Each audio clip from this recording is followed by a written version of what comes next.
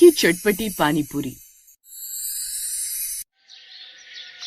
मोहन आज अपने घर में काफी उदास बैठा होता है। उसके चेहरे पर साफ दिख रहा है कि वो बहुत बड़ी टेंशन में है। तभी उसकी पत्नी शांति पीछे से आती है और उसके बगल में बैठ जाती है। वो मोहन को इतना उदास देख रही होती है और फिर पूछती है, मोहन जी क्या हुआ? आप आज फिर ऐसे ही खाली हाथ और मुंह लटकाए बैठे हैं। आप इतने परेशान क्यों हैं? कुछ तो बताइए। क्या बताऊं शांति, समझ ही नहीं आ रहा कि आखिर क्या करूं। मेरा तो दिमाग ही काम करना बंद कर गया। देखो मेरी पानी पूरी अब बाजार में ढंग से बिक नहीं रही है। आज भी आधा सामान वैसे का वैसा वापस ले आया हूँ। अब जब पानी पूरी नहीं बिकेगी तो घर का खर्च कैसे चलेगा? और सबसे बड़ी बात, हम अपनी कविता की शादी कैसे करेंगे? तुम तो जानती हो ना कि लड़के वाले साफ साफ दहेज की डिमांड कर रहे हैं। यहाँ हमारा रोज का काम ही नहीं चल रहा, तो हम उन लालची लोगों को इतना सारा दहेज कहाँ से ला कर देंगे? मुझे तो अपनी बेटी की फिक्र खाए जा रही है। अजी आप इतना दिल पर मत लीजिए। काम है, कभी कम चलता है तो कभी ज्यादा। आप इतने परेशान क्यों होते हैं? ऊपर वाला बैठा है ना, वो जो भी करता है अच्छे के लिए ही करता है। हमें हार नहीं माननी चाहिए। इस तरह दोनों पति पत्नी आपस में बात कर रहे होते हैं कि तभी उनकी बेटी कविता आती है। वो काफी देर से दरवाजे के पास खड़े होकर अपने मम्मी पापा की सारी बातें सुन रही होती है। उसे बुरा तो लगता है।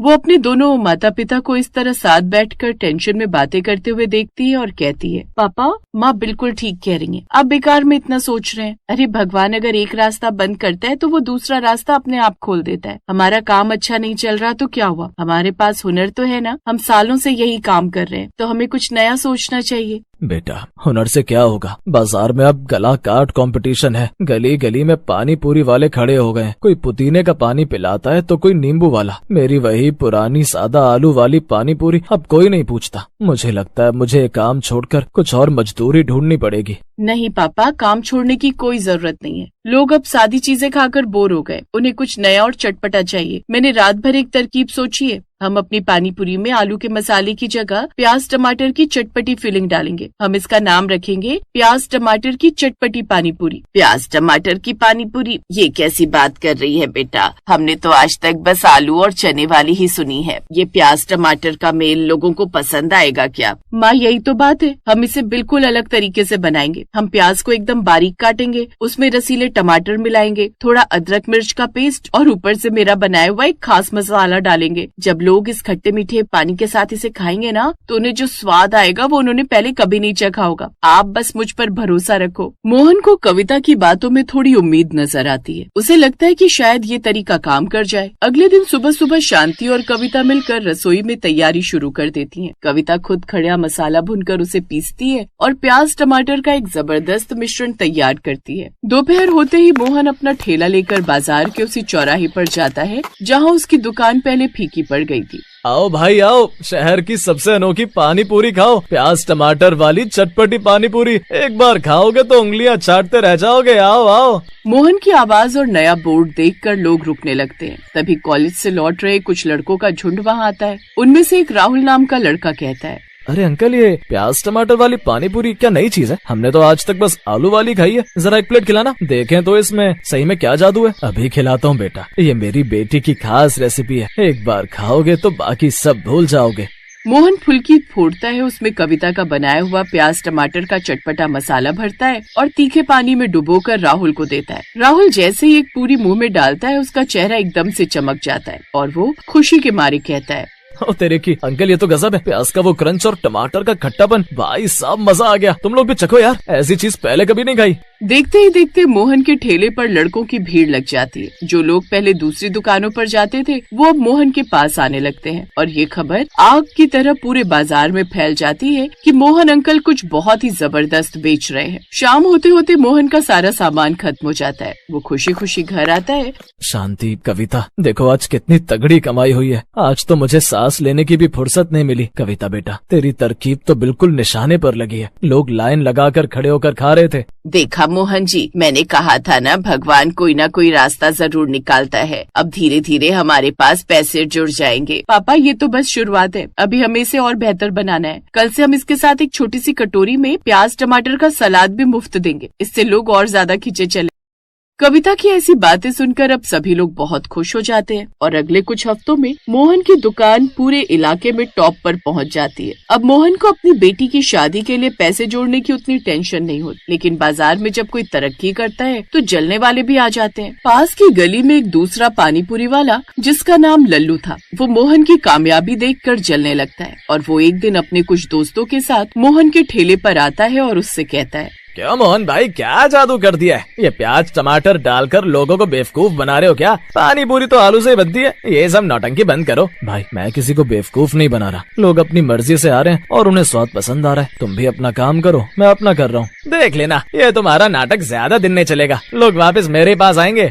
लल्लू वहाँ से गुस्से में चला जाता है और मोहन थोड़ा डर जाता है। समय यूं ही गुजरता है और अब मोहन के पानीपुरी और अच्छे से बिकने लगते हैं। कुछ दिनों बाद शहर का एक बड़ा बिजनेसमैन जिसका नाम सेठ जग्गू था, वो अपनी बड़ी कार से वहाँ से गुजर रहा होता है। तभी वो भीड़ देखकर अपनी गाड़ी रोकता है। अरे भाई, यहाँ इतनी भीड़ क्यों है? तुम क्या बेच रहे हो ऐसा? साहब, ये प्याज टमाटर वाली चटपटी पानी पूरी है, आप भी एक बार चक्कर देखिए। अच्छा, अगर ऐसी बात है तो लगा दो भाई। जग्गू की बात सुनकर अब मोहन उसके लिए टमाटर प्याज वाले पानीपुरी लगाता है, जिसके बाद जग्गू पानीपुरी खाते हैं और उन्हें स्वाद इतना पसंद आता है कि वो वहीं खड़े खड़े मोहन को एक बड़ा ऑफर दे देते हैं। मोहन, तुम्हारे हुनर इस छोटे से ठेले के लिए नहीं है। मेरी शहर में सबसे बड़े मॉल में खाली जगह है, क्या तुम वहाँ अपनी दुकान खोलना चाहोगे? मैं तुम्हें सारा सेटअप करके दूंगा, बस तुम्हें स्वाद वहाँ पहुँचाना है। साहब, मैं तो गरीब आदमी हूँ, मॉल में दुकान ये तो मैंने कभी सपने में भी नहीं सोचा था। सपना नहीं, अब इसे हकीकत बनाओ भाई, कल मेरे ऑफिस आ जाना। जग्गू की बातें सुनकर मोहन बहुत खुश हो जाता है, क्योंकि उसकी तो जैसे लॉटरी लग जाती है और वो घर आकर सारी बात बताता है, जिसके बाद वो मॉल में दुकान लगाने के लिए राजी हो जाता है। अगले कुछ दिन बाद जब मॉल में मोहन की दुकान खुलती है तो दुकान खुलते ही उसकी कमाई 4 गुना बढ़ जाती है। समय यूं ही गुजरता है और अब वो अपनी बेटी कविता के लिए शहर का सबसे अच्छा रिश्ता ढूंढने लगता है। तभी एक दिन एक बहुत बड़े घर से रिश्ता आता है। लड़का बैंक में काम कर रहा होता है। जब वो लोग कविता को देखने घर आते हैं तो मोहन थोड़ा हिचकिचाता है। देखिए साहब, मैं एक सीधा साधा आदमी हूँ, मेरी बेटी ने ही मेरा ये काम खड़ा किया है। आप लोग दहेज की क्या उम्मीद रखते हैं वो बता दीजिए, ताकि मैं उस हिसाब से तैयारी करूँ। मोहन जी, हमें आपसे पैसा या दहेज नहीं चाहिए। हमने आपकी बेटी के बारे में सुना है कि उसने कैसे अपने पिता के डूबते काम को अपने दिमाग से खड़ा कर दिया। हमें ऐसी समझदार और हिम्मत वाली बहू चाहिए जो हमारे घर को संभाल सके। दहेज की बातें तो पुराने जमाने की है। ये सुनकर मोहन और शांति की आंखों में खुशी के आंसू आ जाते हैं। उन्हें यकीन नहीं होता कि बिना दहेज के भी इतना अच्छा रिश्ता मिल सकता है और इस तरह कविता का रिश्ता पक्का हो जाता है और बहुत जल्द उसकी शादी हो जाती है। लेकिन शादी के बाद भी वो अपने पिता की मदद करना नहीं छोड़ती और अपने पिता के साथ उनका हाथ बटाती है। इससे उसके परिवार वालों को भी कोई प्रॉब्लम नहीं होती।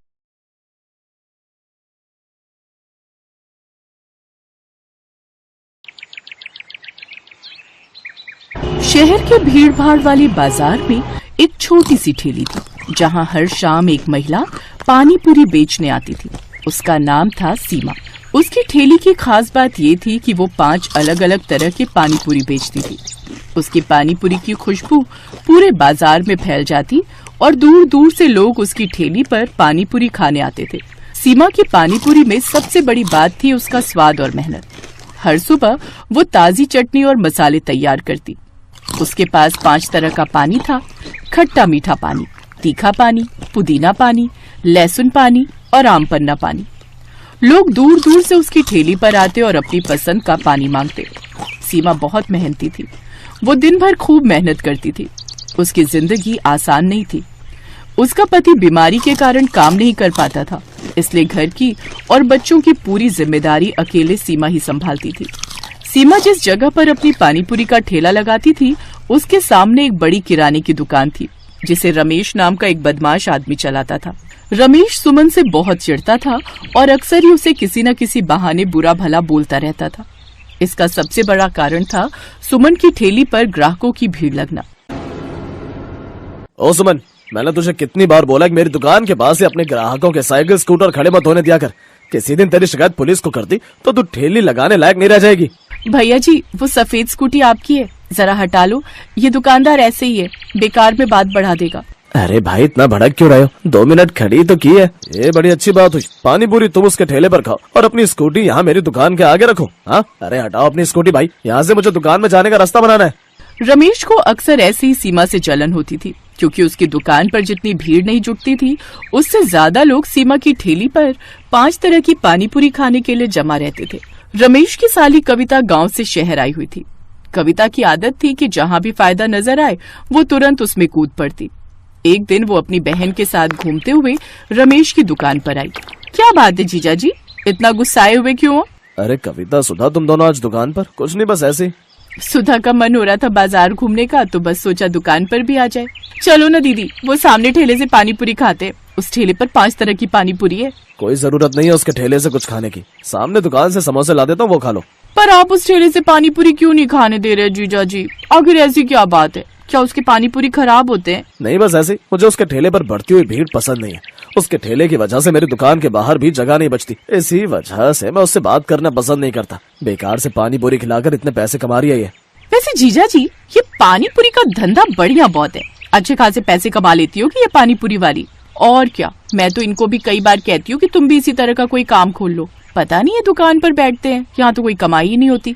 इससे ज्यादा तो वो सुमन पानीपुरी वाली कमा रही है। अरे तो मेरे कोई 10 हाथ और 10 पैर तो नहीं है जो मैं एक साथ इतना काम संभाल सकूं। तुझे घर के कामों से फुर्सत नहीं है। इन सब कामों के लिए एक आदमी की जरूरत होती है जो सारा दिन ड्यूटी दे। जीजा जी, अगर मैं पानीपुरी का ठेला लगा लूं, इतना तो कह सकती हूँ कि भीड़ तो मैं ऐसे ही ले आऊंगी। ये 5 तरह की पानीपुरी का ठेला जो लगा रही है, मैं इससे बढ़िया पानीपुरी तैयार कर दूंगी। पर पैसा तुम्हें लगाना होगा जीजा जी। हाँ हाँ, क्यों नहीं, मैं तो पैसा लगा सकता हूँ। और मेरे तो दिल को ठंडक भी मिलेगी जब कोई इसको टक्कर देने वाला आएगा। मैं कल ही तुझे पानीपुरी का ठेला लगवा देता हूँ। पर तुझे पानीपुरी बनानी आती है ना? हाँ हाँ जीजा जी, बहुत बढ़िया पानीपुरी बनानी आती है। मैं गांव में कभी कभी घर पर बना लिया करती थी। सब उंगलियां चाटते रह जाते थे। कविता की बात सुनकर रमेश के मन में लालच आ जाता है। उसके मन में तो वैसे भी सुमन के लिए ईर्ष्या थी। अब कविता का साथ मिलने से उसके मन में योजना भी आ गई। अगले 2 से 3 दिन में रमेश ने कविता को दुकान के बिल्कुल बराबर में 5 तरह की पानीपुरी का ठेला तैयार करके लगवा दिया। ठेला देखने में बहुत सुंदर था। शीशे वगैरह लगे हुए थे।